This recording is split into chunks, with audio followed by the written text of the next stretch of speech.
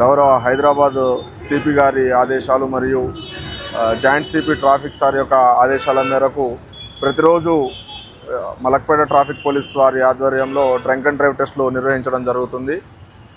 ఈ drunk and drive చేయడం వల్ల ఎలాంటి ప్రమాదాలు ఈ మధ్యకాలంలో జరుగుతున్నాయో మనందరం కూడా న్యూస్ ఛానల్స్ ద్వారా చూస్తూనే ఉన్నాము.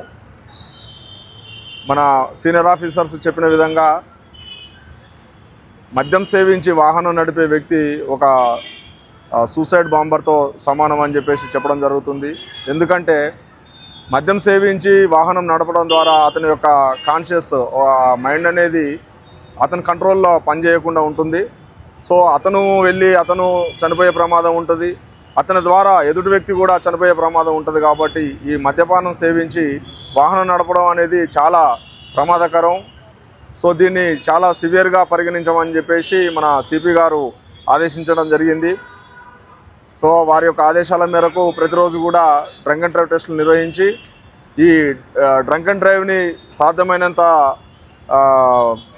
తక్కువగా నిర్మూలించాలే ప్రయత్నం మా ట్రాఫిక్ పోలీసు చేయడం జరుగుతుంది. ఎట్టి పరిస్థితుల్లో కూడా మీరు మద్యం సేవించి వాహనాలను నడపకండి.